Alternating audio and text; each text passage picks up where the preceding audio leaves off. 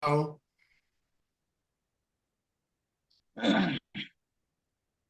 evening, good people. We welcome to today's special broadcast on Pax Africa, Voice and the Rights of Refugees. This is our radio. This is our way of communication. I am your host today, Claude Marie Bernard Kaitare, and today I am with a special guest, Mr. Stephen from KwaZulu-Natal. Mr. Stephen, would you please come over and introduce yourself to our listeners? Over to you, Steve. Thank you so much. This is Mr. M.K. Minje Kabakilwa Stephen from KwaZulu-Natal here in South Africa. I greet you, Jean-Claude. I greet all your listeners and viewers at home. Thank you. Thank you very much, Steve. Steve, Spaza shops have long been a vital part of South Africa informal economy, especially in communities where access to formal retail options is limited. So nowadays, we hearing here and there the issues that the Spaza shop owned by foreign nationals should be taken back, and the government introduced the way of formalizing this informal business and registering the Spaza shop. Mr. Steve, could you please tell us, give us an overview of the current situation regarding the grabbing of Spaza shop owned by foreign nationals in KwaZulu-Natal? Thank you so much. By the way, let me just also introduce the organization that I do represent. I am the founder and director from African Solidarity Campaign, AFRISOC in short, here in KwaZulu-Natal. But also I am the provincial chair of South African Refugee-led Network here in the province of KwaZulu-Natal. Yeah, concerning the burning issues of Spaza shops and food poisoning, which motivated the president to come and issue a statement of those shops to be registered, and people had to comply with the law. Number one, before maybe I come and give an overview to the current situation in the province, let me just, by curiosity, I always like when I hear some of the terminology, personally, being a refugee from Democratic Republic of Congo, a country which we speak more French. Now we are learning English as we are in South Africa. Now there are certain terminologies that are being utilized, like reclaiming back, and you will hear terminologies like transferring the businesses to the local. You hear terminology like grabbing.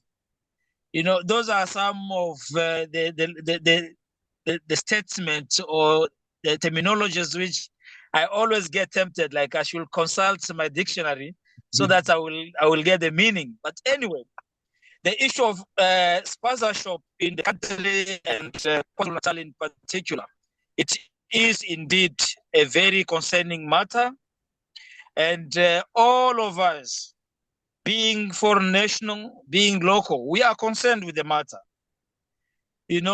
Being a husband, a father, a leader, none of my caliber, no person with their rights mindful states will take the matter as simple or just normalizing it, because we're talking lives of children here which have been announced dead through this situation.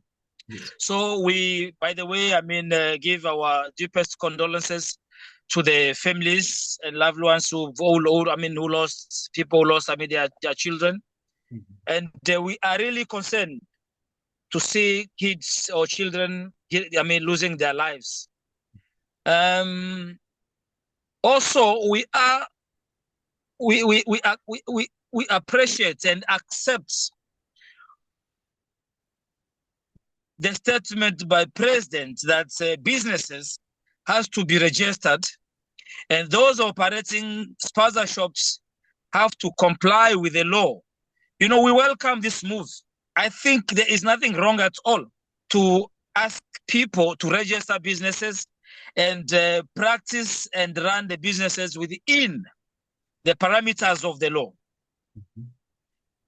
Sometimes one may only maybe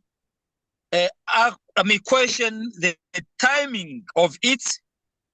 One may maybe check the much attention given into it, and some of the terminologies using, especially by leaders. That's what concerns some of us. Because if it was about regularizing the businesses, registering the businesses, complying, then that's fine. We welcome that. But the moment you start saying this business owned by this particular person should be transferred to the second or a third person, or this business found or created or run by person A should be transferred by person X. Those are some of the terminologies which really some of us, we get lost and we don't understand what do some of those leaders really mean when they say so. And I think from this kind of utterances, that's why we see some of the public, some of the community on the ground, they start interpreting these languages in a different manner. They think maybe this business, because it's being owned and run by a foreign national, we have the authority, we have the audacity to just go and kick these people out and reclaim this business, even though that particular business never been owned by those who are saying they want to reclaim back. So those are some of the areas we are a bit concerned. We see there is a tension, there is fear, especially among foreign nationals into this business of Spaza shop. People don't know what will happen. There are 21 days which are going to collapse. They will be expiring very soon. People don't know after 21 days expiring, what will happen next. So these are some of the situation, and the conditions which make everyone to not be sure of what really is going to happen or transpire next. Thank you. Thank you very much, Stephen. Stephen, I thank you again. You reminded our listeners that you are the founder and director of AFRISOC, which I had forgotten to introduce, and as well as the provincial chairperson of the South Africa Refugee-led Network. AFRISOC is the member of South Africa Refugee-led Network, and so is Pax Africa Network here in Gauteng. Thank you for that. Stephen, I want to know, why do people think that foreign nationals have increasingly invested in Spaza shop, especially in KwaZulu-Natal? What challenges do you have, do you face, guys, there?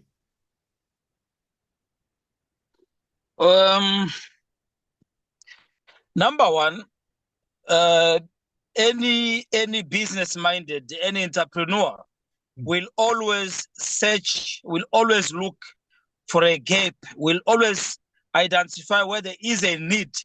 And the attitude will be, how can I try to come up with initiative which will bridge, which will close this gap.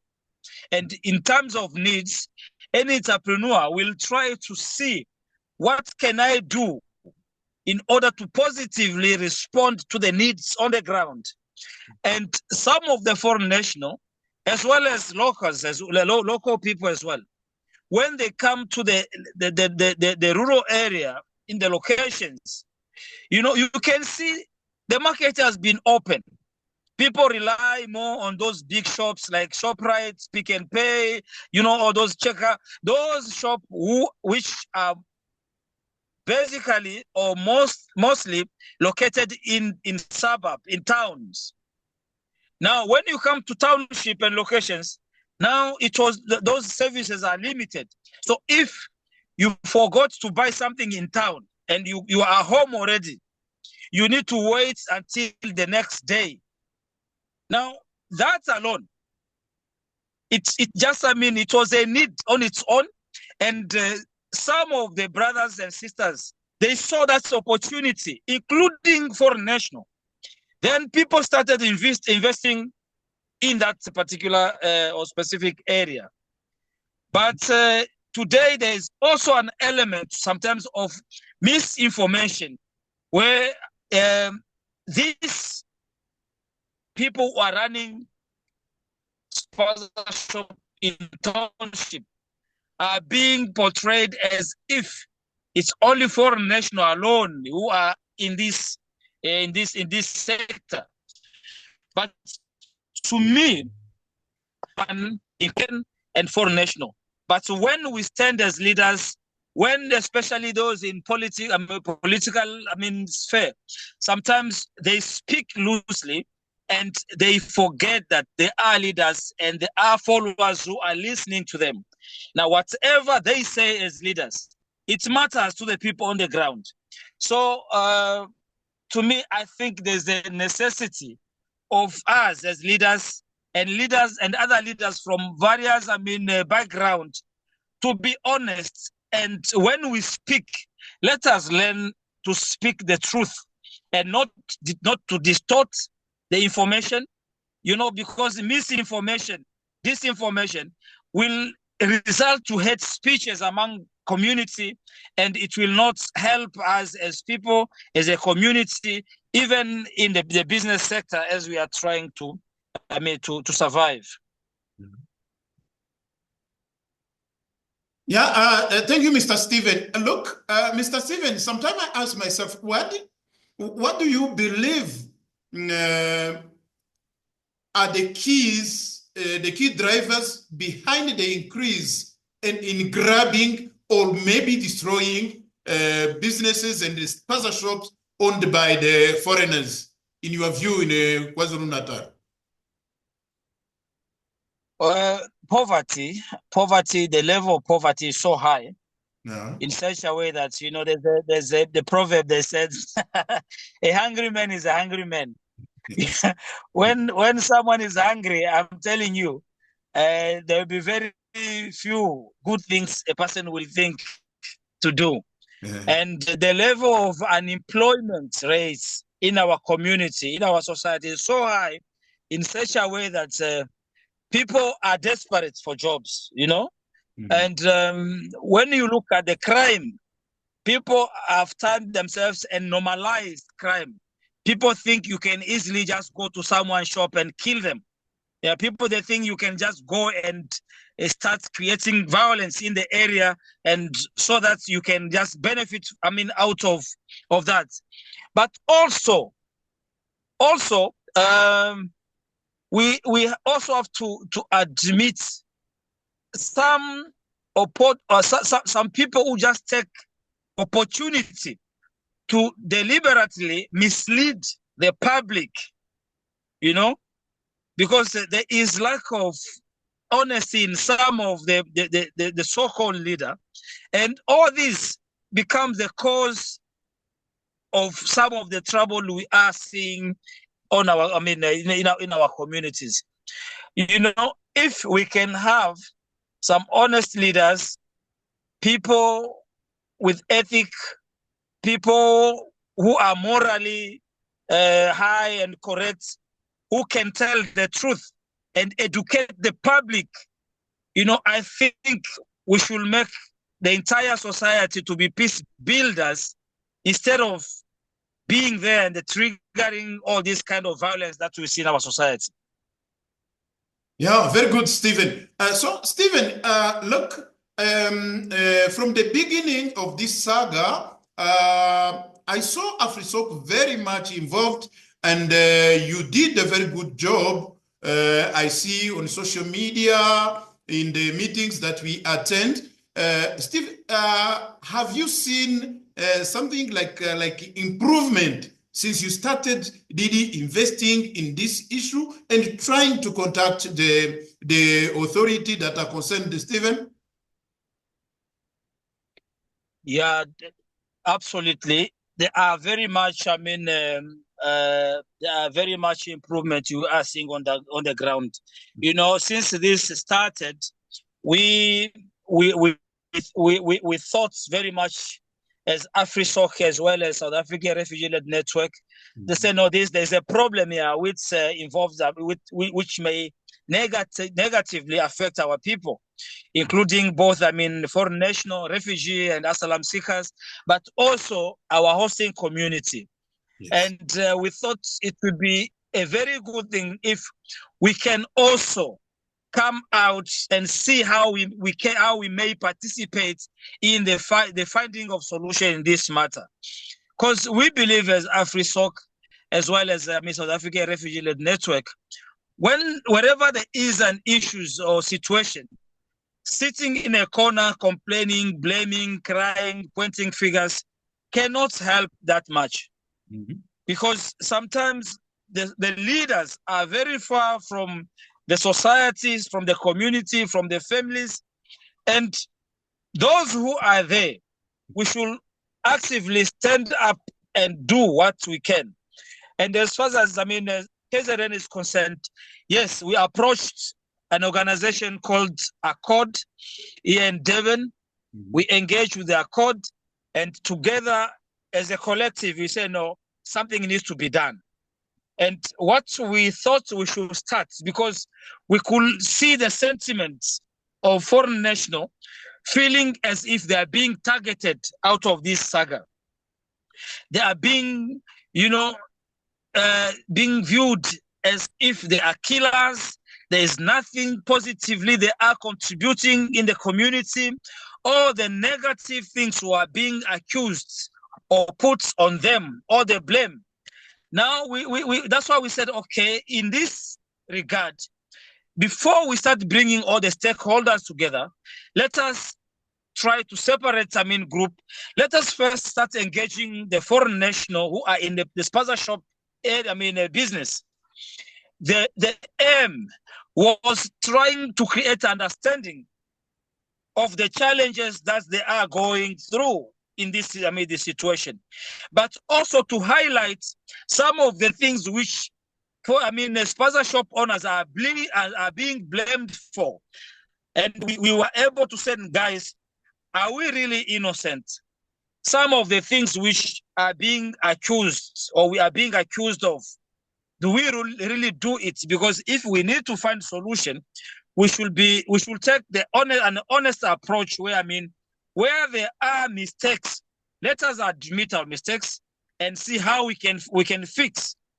But also, how can we participate in finding solution to this problem rather than sitting somewhere complaining and pointing fingers, And these dialogues, we had some dialogues in eThekwini where we targeted the Ink area, Inanda, Tuzu, Makwamasho, and the CBD. And we also had at Umfiatuze municipality, where Richards Bay, Mpangeni, Eskawini, and surrounding locations, we had number of dialogues with people trying also to educate this whole thing. Because remember, some of our brothers who are also in the business are not much educated when it comes to the law, the bylaws, and so forth. So we took this moment to educate and clarify that, no, the process on its own, there's nothing wrong with it. And if you are maybe having some issues, this is how you can go about it. And when we saw some lightning, there was some understanding, then we started engaging other stakeholders now, bringing them, to the party, like local Spaza shops as well. We started up, approaching the authorities for municipality, from health departments, safety, and so forth. But moreover, we have availed ourselves to see how can we be of use throughout these processes, supporting those who need to make sure their business are registered, how to go about it, but also educating them on the entire process, how it works.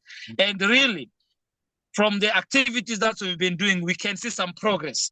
We can see some people, you know, giving feedback that I was clueless with this process, but through these activities, now I've managed to register my business. Now I understand. I have a full understanding of what is expected of me.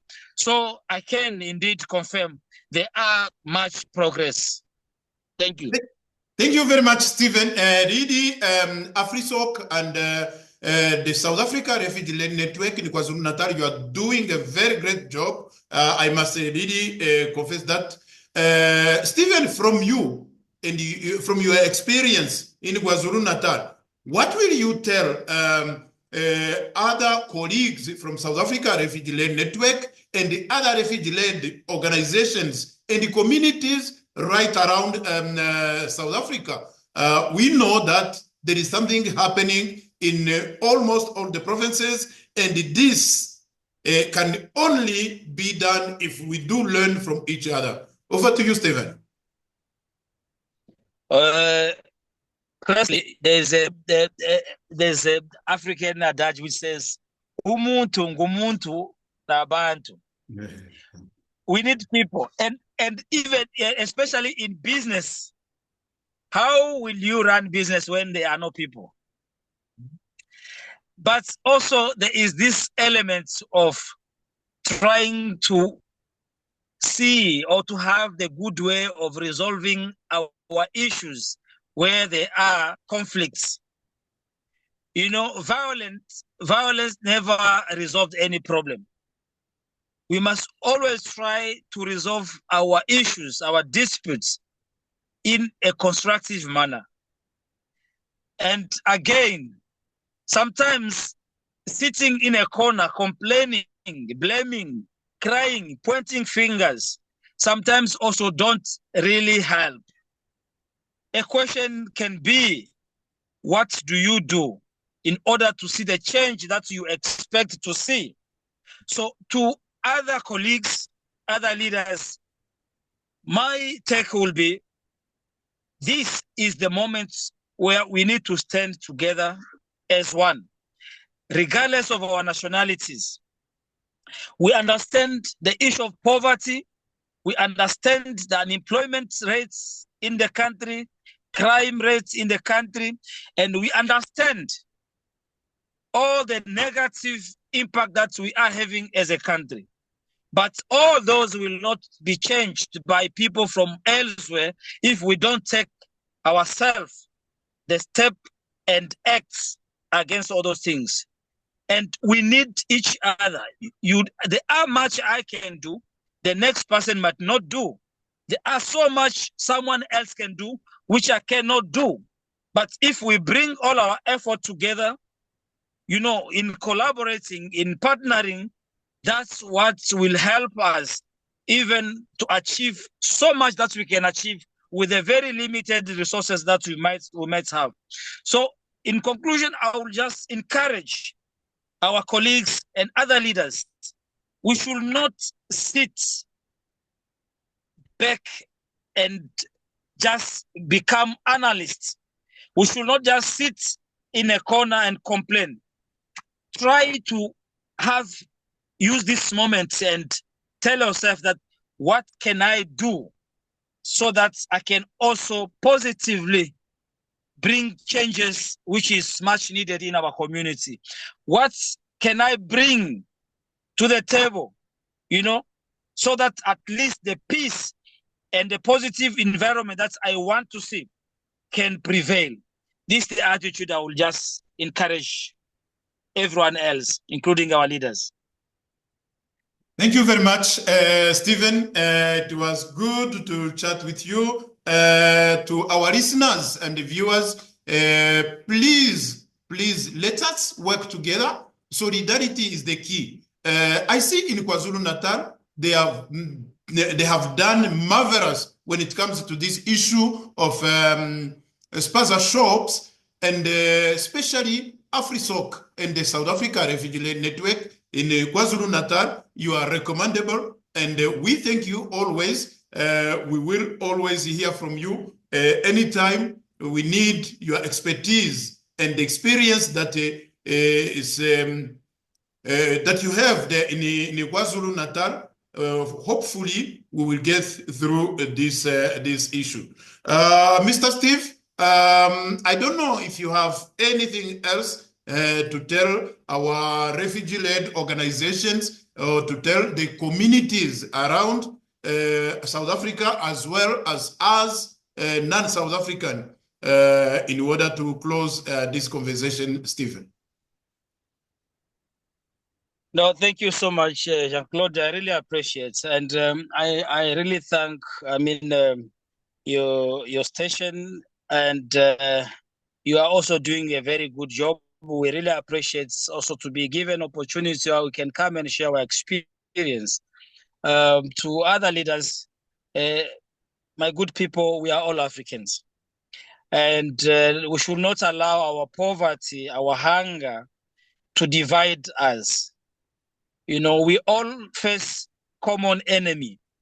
So the moment we start fighting among ourselves, we even make ourselves much weaker and weaker and weaker. So the only solution, the only way to bail ourselves out of this situation of poverty, unemployment, inequality, and crime, it's for us to become united. Bring a piece of brick that you have, someone else bring skills that they have, someone bring the knowledge that we have, someone bring the know-how that they have, and together we can make a very strong community, society, and eventually country. Our nationality should not be an issue. When I see a South African, I should see a brother in him. When I see a South African lady, I should see a sister in him. And when you see a Zimbabwean, you see a brother and a sister in those people. This is how we can build. Guys, let us all be peace ambassadors. You know, if we have conflicts among us, conflict will always cohabit in us. Conflict will always be there. So conflict is not a problem per se. Failure to manage the conflict, that becomes really a problem. So if we can be able to positively manage our conflicts, then we will prevent ourselves from the escalation of conflict to violence. And when we successfully do that or manage to do that, I'm telling you, our economy, our everything will be stable, and everyone will have more than enough to eat, and everyone will be happy, which is very important. Thank you so much. I love you, all of you. Thank you. Thank you very much, Stephen. Thank you, viewers and listeners. Tomorrow is another day. We thank everybody. We always urge you to send us your comments whenever we broadcast, whenever we share something, so that we can know what to improve and how to reach more refugee-led organization, more refugee communities, and more of the people that are hosting us in this beautiful country of South Africa. Thank you very much. See you on other day. Here in Pretoria, my name is Claude Marie Bernard Kaitare. I thank you. Bye.